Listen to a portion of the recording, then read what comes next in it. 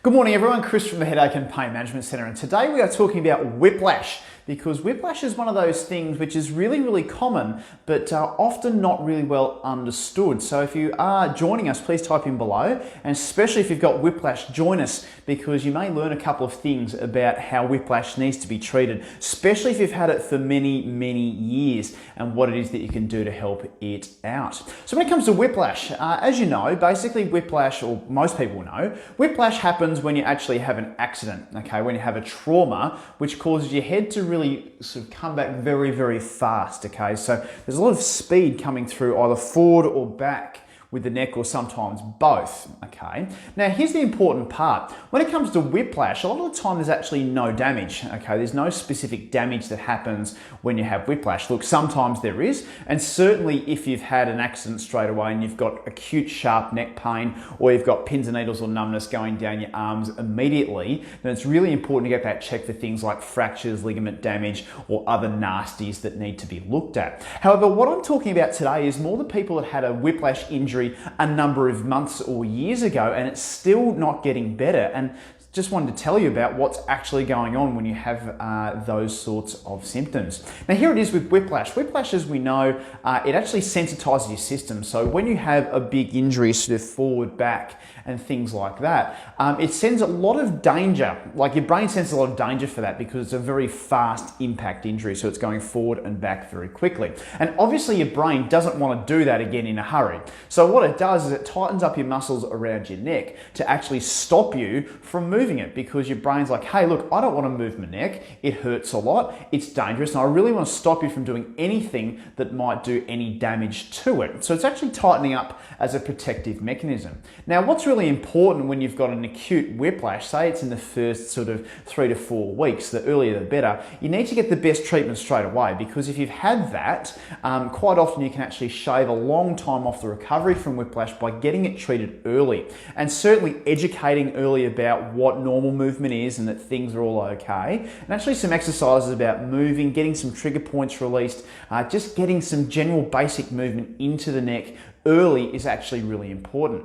However, if it's not treated all that well, or it's not treated fully early, what can happen is it can develop into a really chronic type condition, where you're getting this pain that's going down both sides of your neck. Sometimes it's a really tight shoulders in through here, and other times depending on the mechanism. So if it's, you know, not just straight forward and back, but there's like a rotational sort of issue to it. Say if you've been hit in the back corner of your car, or, you know, T-boned or something like that, sometimes it's more of an injury that way rather than front to back. And what can happen there is you get pain on one side of your neck rather than both. So it can go down one side of your neck, it might refer down to your shoulder or into your arm. You might get some pins and needles and numbness into your fingers perhaps, or it can cause pain going up into your head as a result as well. You can actually get headaches and migraines for the first time ever after having a whiplash injury. In fact, we've actually had people where hormonal headaches and migraines have come on after whiplash for the first time in their life, but we can talk about that in another video. When we're talking about whiplash, when it's chronic, it's actually your brain protecting the movement of your neck, and it's now turned into this really like wild beast where your brain is not allowing you to actually relax. It's not allowing the muscles and the joints to move freely for one reason or another, and sometimes the reasons are subconscious. Obviously, if you're there, you want to be moving your neck as much as you can. You want to be doing all of those different things. It's not as if you're making it up, okay? So the pain that you're experiencing is absolutely real. However, if you have the pain for a very long time, it's almost like your brain gets used to having the pain and it thinks having the pain is normal. So when you've got chronic whiplash, what's really important to note, or to find out when you go and get an assessment, is which joints are affected, like which ones are moving well, which ones are not. When it comes to the muscles, there are a lot of muscle tension, a lot of tightness around there, and what's causing this joint stiffness and this muscle tension to happen in the first place? Is it because it just needs a bit of an invitation to move? So doing a little bit of manual therapy or some mobilizations might be the good place to start with that.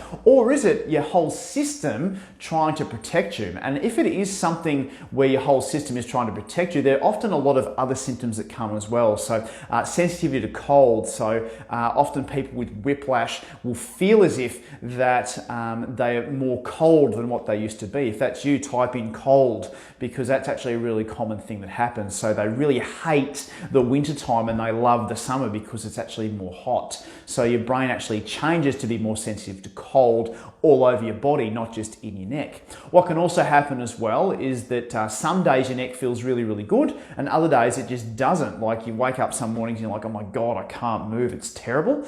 Other days it's really, really nice. And if that's the case, then there's really no change to the tissues from day to day. It's not as if you've done something the day before to do anything to damage the tissues. It's actually just for whatever reason, your brain's gone, well, today it's not so great, but tomorrow it is. So it's not a really consistent type behavior. And if it's like that, then it's more likely to be a sensitized system causing it rather than anything structural happening in your neck.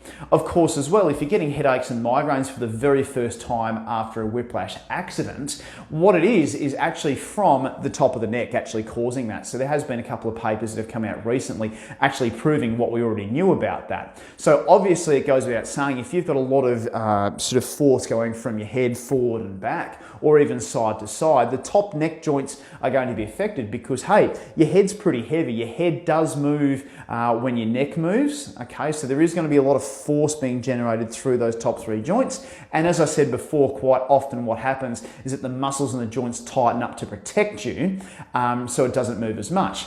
And what your brain, it's kind of like a robbing Peter to pay Paul scenario, so that when your muscles tighten up and your joints tighten up, your brain goes, okay, I'm going to protect that.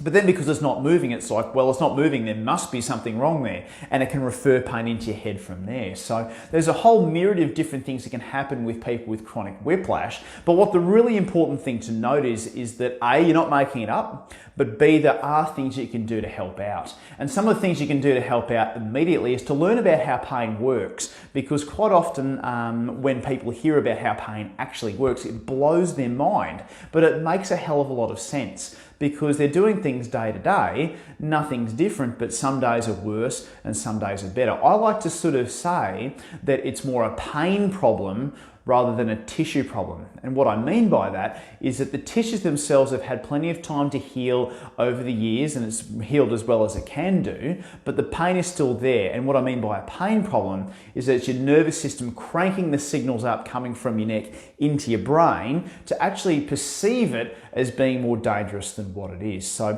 what you can do there is learn about your pain and learn about how pain works so you're more comfortable in actually moving. Of course, the second thing you can do is to move as much as you can comfortably, okay? So I like to use the guide turning to a point of the first discomfort as a good guide, and then pushing a little bit further as you go. So if you've had scans, if you've been a long time after a whiplash, it's really unlikely that there's any long-lasting damage in there. It's just sore, and basically in order to get things going, moving through that pain gently is actually really important. And what I mean by gently is not going, oh, I can only turn to here, and then going whooshka and turning as far as you can. It's actually just getting a little bit more movement with each going day, just to see if you can get a little bit more range of motion through there, because the more that you move, the stronger your muscles get, the more your joints move, and the less your brain thinks that there's a problem. If you do have chronic whiplash, then the best thing to do is actually to go to a physiotherapist who knows what they're doing when it comes to explaining pain education, and has seen a lot of people with whiplash before, because whiplash can be a bit of a complicated beast sometimes, certainly with the pain patterns being neck, shoulder, down to the shoulder blade, down your arm. It can be a little bit confusing, and sometimes if there's headache as well. So make sure that who it is that you're talking about knows what they're talking about when it comes to whiplash, and how to explain pain to you really well, because quite often it's the fear and anxiety of moving your neck and what might happen if you do the wrong thing, which is the most scary part. And I'm here to tell you that most of the time it's actually not the case. You can actually move really, really nicely if your brain's given the right input to be able to do that. Hey, if that's been helpful, type in whiplash below. It'll let me know that you've watched the video and that that it has been helpful for you, because hey, that's what we're here for. We're here to help out. We're here to give you the best information that we possibly can about different conditions that you may be suffering with. Hope you can join me again next time for the next Facebook Live video, but for now, it's goodbye. And if you do have any questions, please type them below and I'm more than happy to get back to you. Cheers and bye for now.